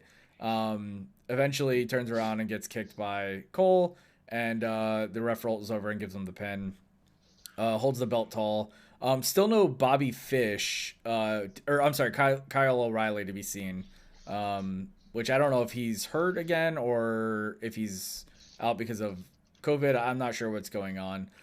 His wife, Bobby Fish, is married to another NXT talent. Okay. I forget her name off the top of my head. She had to have like surgery or something, so he's probably staying away. Okay, that's fine. And not just Bobby Fish, Roderick, or maybe I'm thinking of Roderick Strong's wife. Never mind. Oh, he was there. Him and Fish were there. Kyle O'Reilly was. Kyle O'Reilly did hurt himself again. I'm pretty sure he's pretty hurt actually. Maybe out like 6 to 9 months again. Anyways, this obviously isn't over with Dream and Cole. They're not going to save this blow off until a takeover, I would imagine. Where I do eventually think Dream takes this belt off Cole. I think Dream is the guy to do it. So, this match was less than 8 minutes. Yeah. It was. And they're falling around the ring like they've been wrestling for 30. Well, they got into it hot and heavy. This is one thing I think that kind of threw me off, where I didn't like about the show, is both of the title matches ended in bullshit finishes. Right? Yeah, and that's WWE's that's MO, 100%. Yeah. So, yeah. If they go, that's okay.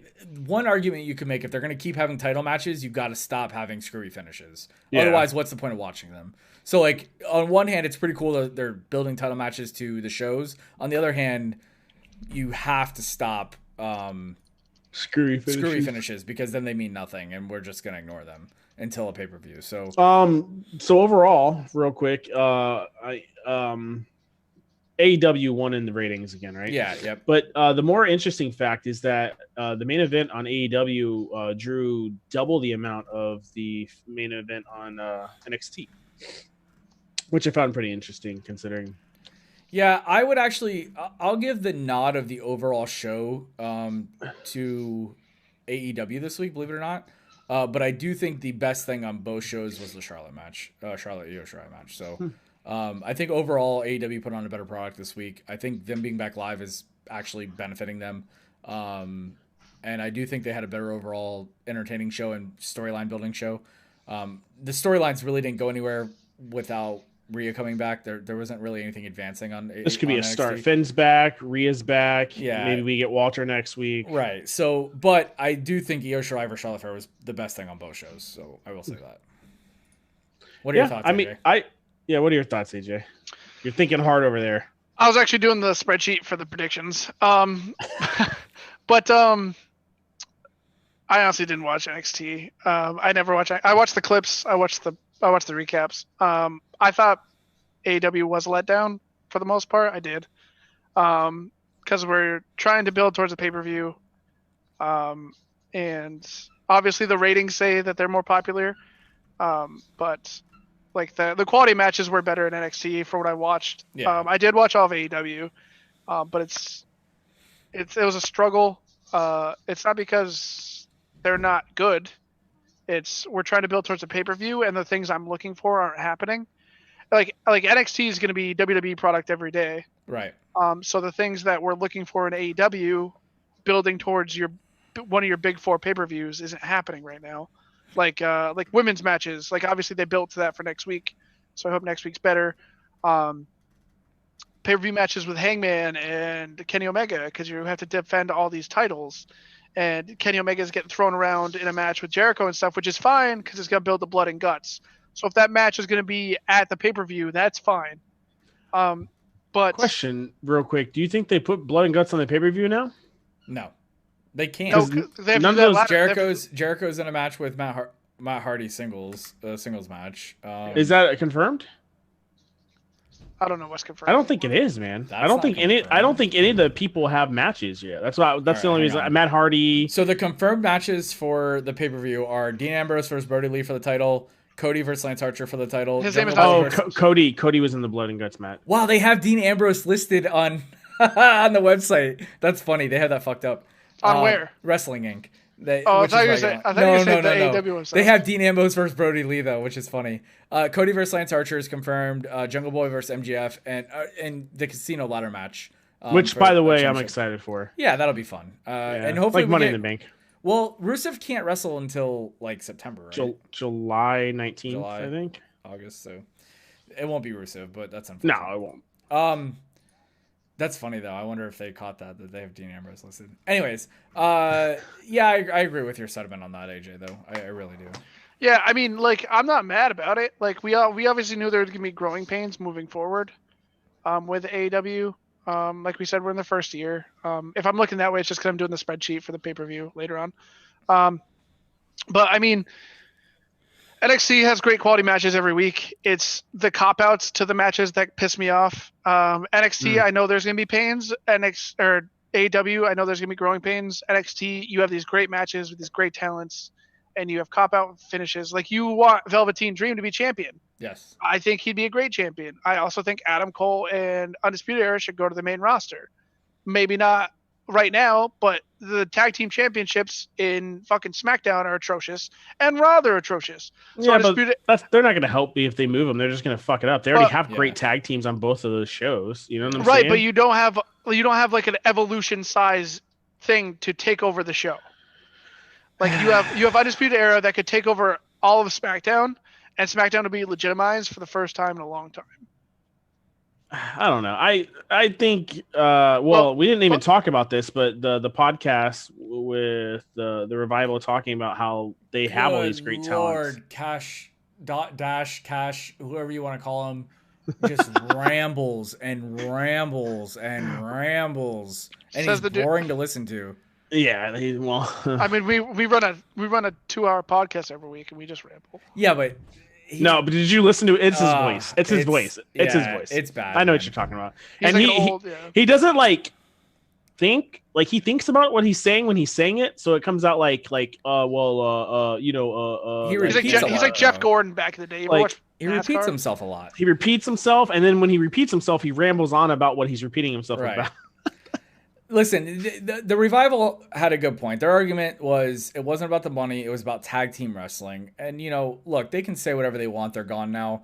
I do think there's definitely more truth than lie in the comments they made about. They didn't really say much of anything negative. They only basically said they wanted the tag team, whatever everyone else. They wanted the tag team division in WWE to matter, and they don't. And they talked about them putting the belts on them and them saying, "Hey, we really don't give a shit if you give us the belts because they don't mean anything." And it's easy for them to say that now out loud, but you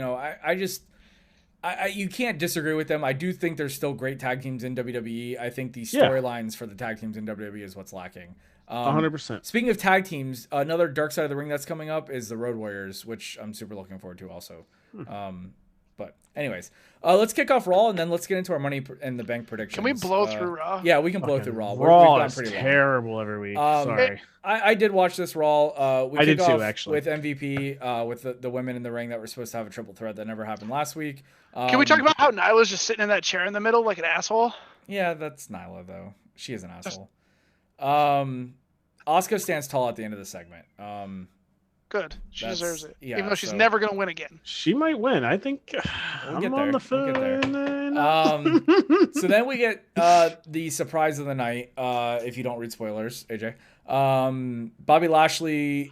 I just read that he was gonna be on TV. I didn't read the gauntlet match, which kicked off with Bobby Lashley and Titus O'Neil. Good for Titus getting on TV. Great things for the community down here in Tampa Bay. He's doing some more stuff this weekend for mothers. Good job to him. Shout out. Bobby Lashley squashes Titus, squashes Tozawa, squashes Benjamin. Carrillo beats him. Carrillo beats Garza. Carrillo beats Theory. AJ Styles, the surprise last entrance. AJ Styles beats Carrillo. And they kept AJ Styles super heel at the end of the match. He kept attacking Carrillo and banging his knee and shit Can we all just agree that we want AJ to just die every week like Kenny and then come back? You know? Oh my god. Oh my god, he killed me. Interesting fact with AJ, someone asked him on his, I believe it was his Mixer stream, or it could have been on one of his social medias, but they said, hey, you know, with you being buried alive, we thought it'd be a cool time to come back with a little bit of a different character, different this, different that. And he makes the statement that he agrees. So the rumors are they rushed him back to TV. He didn't have plans because of to get ratings back this early. Correct. So Styles wins his spot and advances to Money in the Bank, which is obviously the favorite now. Now he's taking. Let's real quick. Let's talk about Ferdy's favorite guy. Whose spot did he take? Whose spot did he take? Alexander? No. Apollo Crews. Which, by the way, big rumor. Exactly, that's what I'm getting at. He's gonna turn heel, and they're gonna keep pushing him. So I'm pretty sure I called this. Turn him fucking heel. You did. And God, he's gonna be so good. Why? Anyways. Like, why turn him heel? Because he can't talk, and he has a dumbass smile on his face. Yeah. He has the Finn if he treatment can't as a talk, face. He has the Finn treatment as a face. Yeah, but as a heel, you don't need to talk. You just need to kick ass. And smile and be cocky. So we're going to forget his 273 losses when he can't talk and just starts kicking ass? Listen, maybe they give Jinder the fucking belt. You can't hinder the Jinder. Listen, God. Listen, we've talked about this. If they put him with MVP and then Two Fly Crew, which, by the way, I guess that isn't their tag name, or whatever, you could have a little faction there, which is obviously you have a mouthpiece. We're getting there. Yeah, we're getting there. All right. I like it. Next. Sorry. So next is, let's see here. We get Brandon Vink and Shane Thorne defeated Ricochet and Cedric Alexander. Fucking want to break a window. I want to break a fucking window. But we just need another heel. Apparently, Shane Thorne is in line for a big push, according to. I don't even know. I honestly don't even know what this fucking guy looks like. It doesn't matter. Vince likes him. Then we get the typical WWE Street Profits losing a non-title match, clean to the Viking Raiders. 50-50 booking, man. Yep, WWE's 50-50 MO. booking at its best. We're not going to spend too much time on that. We get a terrible fucking Drew McIntyre promo. I am still not sold on the guy as champion. Oh, stop. I'm sorry. I'm not. We will never know because there's not a crowd. Yeah, I agree. I think Uproxx called his oh no, never mind. It says he beat Buddy Murphy with a brogue kick. But we'll get back to that. Sorry. We get an Aleister Black on AJ Styles arrogance. Little promo for Aleister. I think Aleister's great. I wish he would win this, but he's not going to. The little promo from Rey Mysterio. Yada yada. Fucking A, why is Liv Morgan losing now? Like, she beat Ruby Riott 2 weeks in a row, and like, oh, let's put her in a match against Charlotte and have her lose. Because to quote you, Charlotte Flair is the best female wrestler of this generation. Are you going to disagree with that? Hang on, time out, stop. Are you going to disagree with that statement? No, but we didn't need her to win on Raw. That's fine, but as long you can't mock me for saying the truth. I'm not, but honestly the greatest ever at this point. I mean, yeah, she doesn't need to pick up a win over Liv, but I'm more mad that Liv lost than Charlotte won. I'm more mad that they put her in the match anyway because she didn't need to be because she's supposed to have this. She's supposed to have this huge fucking match against Io Shirai the next day. 2 days later, yes. Yeah, 2 days later. Sorry. Tape, so. Sorry. Yeah, exactly. But what I'm saying is like, why? Like, why are you gonna have Liv Morgan? Although, hang on though, did either one of you watch this match? Yeah, I watched the whole show. Liv Morgan's promo was terrible. Yeah, but I think she came out of the match looking better than going into it. I will give them credit for Liv actually having a match with Flair and it not being a squash. To be fair, if this builds up to Liz, again working her way up, I'm cool with it. But it's just mispronouncing the names. We're just gonna overlook AJ. Stop. I mean, I even do it. Like I know. Charlotte gets the win. Via submission. Yeah, yada yada yada. Money in the Bank promo. They're hyping it. Drew McIntyre versus Murphy. McIntyre wins. Drew stands tall. Rollins bails. Rollins comes out and Drew paces around the ring. So you texted us the other day, real quick, and you said, "How do we feel about the men's and women's matches happening at the same time?" Is that a thing? I believe it is a thing. It is. They actually said it on Raw, if I'm not mistaken, when I was watching it live. I could be wrong, but yes, it is. It is a thing. So they're going to cut in and out of matches the whole That's night. what I don't like. With both matches happening simultaneously. Wait. So are these things supposed to last the entire night? Yes. Yes. So we're going to be watching matches, and they're going to have a picture-in-picture of the other match? I don't know about that. No. They're going to have live cut-ins between matches, I believe.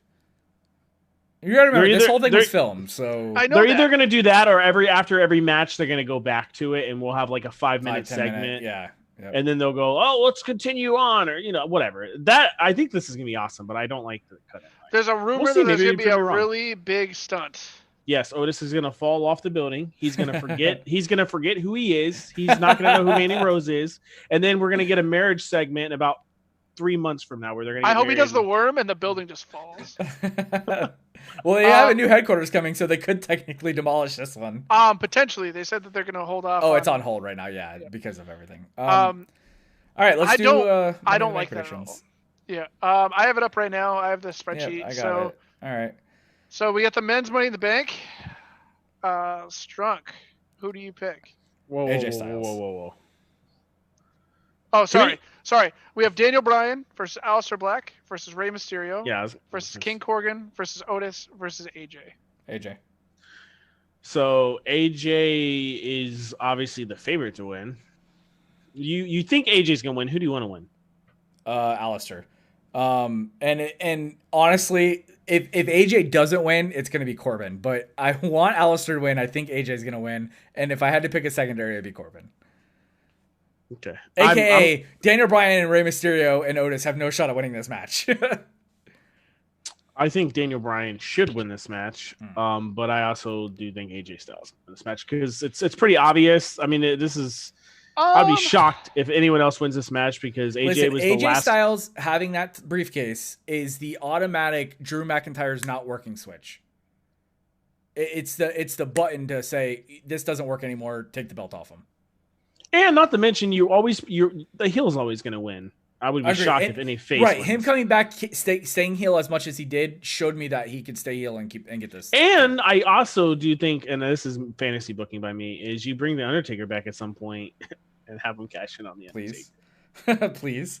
I don't know. Anyways, how are you gonna get that belt on Undertaker? Who cares? Listen, he's Drew McIntyre have a stroke? He's gonna last ride Tombstone. Drew McIntyre to hell, and I don't think he could even pick Drew McIntyre up over his head anymore. I'm not trying to be mean. Fuck you. That's like me. I mean, I could probably powerbomb you. Oh, I could definitely powerbomb Ferdy. Is that sexual? Fuck you. I could powerbomb both of you. How about that? So we're all going with AJ Styles. I mean, come on. As soon as AJ moves back, we're finding a way to get a wrestling ring. 100%. So I mean, I was thinking about putting King Corbin, but I can't. I hate that fucker so much. I think he has the second best chance of winning. That's why he's so easy to pick, because you hate him, and WWE just loves to shove him down our throats. Credit to the man. He's improved greatly, and he's a great heel. He's one of the truest heels in the business. I said he's going to be a big face one day. I'm calling that right now. All right, I don't see that. Purdy, I will drop kick you through this. All right, well. I'll pay for a $400 screen. Just women's Money in the Bank: Asuka versus Shayna versus Nia versus Dana versus Lacey versus Carmella. This one's hard for me. I'm gonna be honest. I'm not going first on this one. I'm gonna go. Yeah, go first, AJ, because I'm still honestly debating. I really am. Fuck. Here's one thing. I don't know if you guys both know this, and I think it kind of gives it away. Is that they said whoever's gonna win the Money in the Bank women's match will confront Becky Lynch on Monday. But anyways, go on. Who said that? It was confirmed on WWE.com or something. Okay, give me 5 seconds here. You just fucked everything up for yourself. Well, I mean, I just wanted to be fair with it, That's transparency right there. I literally just spit all over my computer. That's transparency. Transparency. Anyways, I'm gonna go with Shayna Baszler, even though I don't want to. The man to confront women's Money in the Bank contract holder. What? So Becky's going to confront the winner. The man. I'm sorry. The man. Okay. Anyways, I'm going to go with Shayna just for the simple fact that WWE is so predictable in anything they do. And with that statement, I think it's an easy pick. Now, I do want Asuka to win. I do think she still has a chance to win because she's been the MVP of the non-audience era. I think, we could all agree on that. She deserves it. And not to mention her with the briefcase with that little cocky little thing she does and just talks would be the best shit on TV. I don't care. More. I think what I hate about this match so much is nobody on SmackDown is winning that briefcase. But the briefcase needs to go to SmackDown because the title cannot be more irrelevant. I completely agree with you that Shane is winning. I want Asuka to win, but god damn it, they should give it to Lacey or Carmella. I honestly think Carmella should win it. I think Carmella should be the first two-time women's Money in the Bank winner. Mella Money is... Great. Money Mella is the best. But and I agree because SmackDown needs a shot in the arm in the women's division. The briefcase could be that. Unfortunately, they got their hands tied with Shayna's performance in the Chamber and her loss to Becky. I think they have if they're gonna do anything with Shayna, this will be the tell. I'll tell you what right now, if Shayna does not win this match, they are done with her. Shayna will not get another push in WWE. I agree with that. So I agree with that. I want to see Asuka win. I'm gonna pick Shayna. But this is the tell sign to see if they are done with her legitimately. Right. I agree. And if she doesn't win, honestly, she has no more legs to walk on either. No. Like she's not that badass person anymore. So well, the same thing happened to Asuka. But they didn't let Asuka lose for a fucking year when she got called. No, they just let her lose at WrestleMania. But still, she held the NXT Women's Championship for 400 and something days. She never lost it. Yeah, she relinquished it. I mean, they're still invested in Asuka no matter what we say. Asuka got fucked because of Kyrie, because they're not high on Kyrie, and they put her in that tag team with an awful name, and it isn't what it should be. She didn't get fucked because she lost at WrestleMania against Charlotte. No, she did. She got screwed there, but I just think that I don't think they're done with Asuka. I think they still have a Asuka in high praise. That was the same pay-per-view that Roman beat Undertaker too, right? No. No, it wasn't. Was it? No, it was the year after. Sorry. Year after, yeah. I was gonna say if that was the same pay-per-view, no wonder I hate both. Wait, we saw Asuka versus Charlotte. We lost. That was 34, right? Yeah. Yeah. That was it was Brock versus Roman. Yeah, we were there for that. And we were pissed off that Asuka lost. Yeah. Yeah, that was the one I was supposed to go to, but I got promoted. Yeah, so and that was Nakamura versus AJ, which was a huge letdown. Yeah. Who you got? Who you got, AJ? I'm gonna have to go to Shayna too. Yeah. Even though I want Lacey Evans to win it. I do too. I do. I mean, we had this talk over WrestleMania, right? Yeah. And I was really surprised that Lacey made it so far. If Lacey if Lacey stayed heel right now, I would see them putting this briefcase on her. I do think they have belief in Lacey. I think she's a natural babyface if they play up on her past. But I don't think they can put the belt or the briefcase on her. Yeah, but the next 6 months is all Sasha and Bayley. So. It should, as it should be. Braun versus Bray. Universal title match. Braun. Oh, this one's it is hard, but I'm gonna go with Braun. Bray. I'm sorry, I'm going with Bray. I'm going with Braun.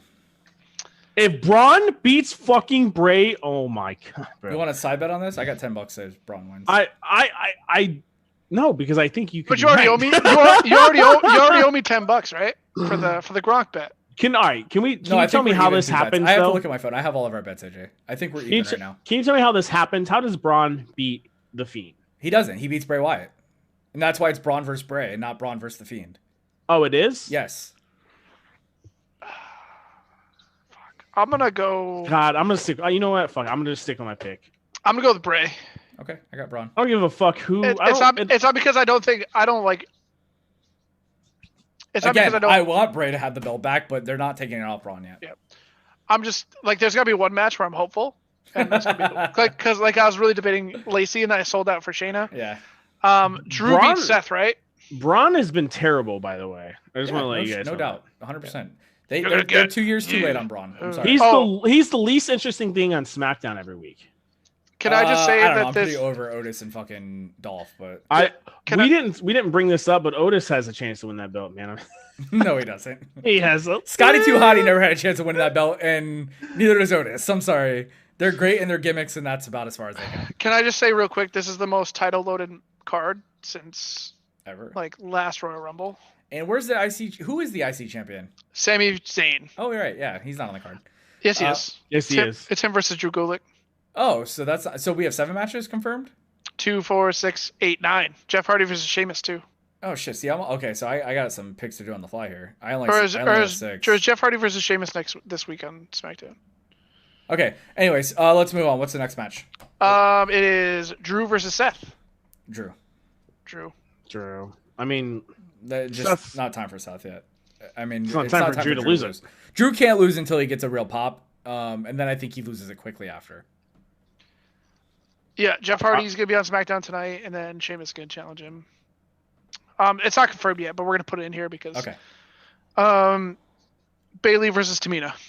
Oh my! Oh, let me guess. No, I'm just Tamina. kidding, Bayley. I'm just kidding, Bayley. No, Bayley wins, and this match doesn't last longer than 5 minutes. So side bet: does she lose clean? Yeah. Tamina? Or does she win clean? No, because WWE doesn't believe in clean finishes. No, there will be Sasha antics at some point, but so side bet. We don't have to say that she'll lose, but does anyone want to side bet that Sasha costs Bayley that title? For Tamina? Yeah. No. What? If Tamina gets the fucking belt, I will personally come to Boston and give you an HJ. That's a very good censor. Sorry. No, there's no way. Like, look, I can see Sasha turning on Bayley here. But actually, I see it the other way. I wish they would do a double turn because I think Bayley needs to be a face in this feud. But I do see. So I don't see Bayley coming back to the face side, and I don't see Sasha being a full blown face. I do see maybe the blow off happening here as far as them going into a feud, but there's no way in hell Tamina gets the title here. Fair. As a matter of fact, Tamina might not even be in this match. Let's be real. This match could end up being something completely different by the time we get to the card. Tamina could fucking get beat up backstage by someone random. I mean, the fact that she has a pay-per-view match is blowing my mind. A singles championship pay-per-view match. You're turning really fucking red. Can you breathe? I'm sorry. It just you look like a hairy fucking... He's not happy about this. You look like a hot dog you put in the microwave for too long and it's about to split. Like that's what you look like right now. I'm not happy about this. You need to breathe. All right, keep going. Stop drinking that fucking G Fuel. Oh, it's so good though. It doesn't have that powdery taste. Shout out G Fuel. We need a sponsorship. Maybe when we get past 10 views on each. SmackDown Tag Team Championships: New Day versus Forgotten Sons versus Miz Morrison versus Lucha House Party. Can you say that again? I'm sorry. New Day versus Forgotten Sons versus Miz and Morrison versus Lucha House Party. My head hurts. Lucha House Party. I'm not actually fucking. That made Strunk more angry than thinking of Tamina as champion. Believe it or not, this is the hardest pick. I'm gonna go with the Forgotten Sons. And I wanted to go with Forgotten Sons. I truly did. And the reason I'm going to do that is because people are over the New Day being tagged. What? You're out. First of all, you're out your fucking mind on that. Go to Facebook or Instagram and look at the videos of Big E winning and like read the comments. People are fucking over it. So the Forgotten Sons are taking Jimmy and Jay's spot because Jimmy's out for a long time. By the way, I hope they give Jay some sort of singles push through this. Right. I really do. But with that being said, I don't think they're high enough on Forgotten Sons. I think we see an accidental turn with Morrison and Miz here, one of them taking each other out. The Lucha House Party cannot win the belts, so the New Day is shoot in for the win. Yeah, I agree. New Day. I'll take the risky bet. I will. I just want to see something new, and obviously WWE is not about new, but I'm hoping. Because New Day don't need the titles. They're the New Day. I agree. And if they lose, Big E can blame Kofi. Big E's, no one's turning until at least Xavier is back. They don't even have a timeline. They don't even have a timeline for Xavier's return. He's running right now, so we're not too far off. By the way, if you guys don't listen to the New Day podcast every Monday, fantastic podcast. Bro, I'm on a podcast. I'm not going to listen to another one. This already takes up 2 hours of my life. Bro, the New Day podcast is amazing. Listen, I listen to more podcasts than I watch TV. I do too. Let you guys know that. I do too. How many episodes of Impact did you watch last week, Freddie? Because I guarantee if you tell me, I'll tell you you're a liar. I didn't watch any episodes of Impact. I did watch pay-per-view though. Oh yeah, you watched Lockdown, right? Yeah. And that women's match was garbage with ODB, right? Yeah. Street Profits versus Viking Raiders. Oh, Street Profits. See, I predicted a 6-0 here, but I didn't know these matches were on the card. You didn't know this match was on the card? The Wikipedia for Money in the Bank only has 6 matches, so. I'm looking at ABC or CBS Wrestling. CBS okay, Sports it's probably Wrestling. legit. Man, come on, bro. Let's be logical here. They just lost on Monday. Yeah, Street Profits. AJ's so disgusted. I mean, I picked him too. Okay. What's next? Sami Zayn versus Drew Gulak. Sami Zayn. I'm gonna go with Drew on this. Oh fuck. This is my risky pick. Obviously, it's a dumb pick, but I do think that Sammy not wanting to be around and on TV as much, they're gonna get the belt off him. Nah, I think to Drew fucking Gulak and not Daniel Bryan. Well, Daniel Bryan has some pull, and I'm telling you, he's pushing these. He's getting some of these guys over, and I do think his contract's coming up. So I do think he's done a good job with Drew Gulak, but I don't see Sami Zayn losing this title yet. Yeah, I'm gonna go with Sami Zayn because they don't want to make the same mistake they made with Roman by cutting Roman completely out after asking to not come. So I think Sami Zayn's a really big star for a lot of people who love NXT, and they're not gonna risk shunning the NXT profit.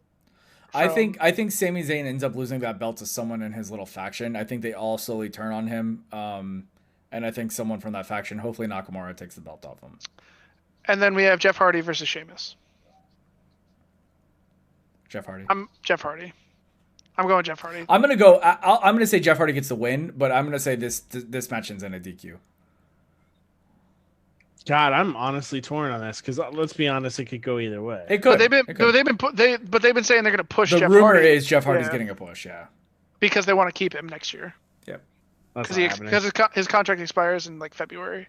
Yeah, it's not happening. Yeah, I'll go. I'm probably gonna. I don't ever pick Sheamus on anything because he fails me in anything I've ever picked him in. So yeah, I'll go with Jeff Hardy. All right, so we all have at least one different pick, I think. Well, I got Strowman winning. You guys both have Braun. Bray. Strowman. You guys both have New Day and I have the Suns. Okay. And then Ferdy's got Drew Gulak and we have Sami Zayn. So we all have one outlier. Okay. Good. So that's it. Bonus point. Does anyone cash in? No. Well, yeah. No, they can't cash in, right? Let me ask you this: they could. Hang on. So the rest of the matches are not taking place on top of the WWE Performance or WWE headquarters. So the rest of the matches are happening. No, the ring is on the roof. Right, for that match, but are they having the rest of the matches at the Performance Center? And I would assume they'd all be on the roof. So, because that matters. Because if that's the case, then you 100% no cash in if they're at the Performance Center. But if they're having the matches on the roof, the other matches, and the wrestlers are working way up, there's at least a small chance of a cash in. Well, we know there won't be a women's cash in because Becky's going to show up on Monday. Because Becky's the only champion not wrestling. Showed their hands there, huh? Yeah. But AJ could cash in on Braun or Bray or Drew. I think AJ holds that briefcase for a little bit, and this would be a good time for him to change characters again, as you mentioned. I think he can kind of switch up a little bit. Can I fantasy book for 1 second? Can at some point we get AJ and Finn together for bro? Please, anything. It doesn't matter. Anything, just anything. They should have done it when they had all of them there. See, I don't want to be the wet towel over your face, but no. Vince doesn't care about you or your fan booking. Maybe when Disney buys them. I keep making Strunk so mad when I say that.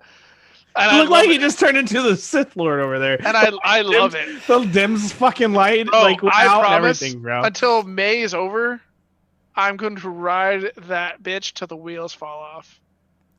And every time I see a news article about it, I'm going to share it with the group. That's the end of tonight's show. And we'll be back here. Let's Monday after Raw, since we have Money in the Bank Sunday and Raw. I was gonna ask you guys, and we can talk about it off the air if you want. But the Undertaker stuff's going every Sunday. I would love if we could do review it or talk about it every week. How forward looking of Disney to get that off? Cripple, when you say Tony or Justin, I'm not sure what that means, buddy. Anyways, I'm gonna end the podcast here, guys. Check out all of our socials, Twitter, YouTube. Little clips of the podcast get put up regularly on YouTube. I'm waving, but my background's stopping me. So goodbye. Yeah, it's all good. See you guys later.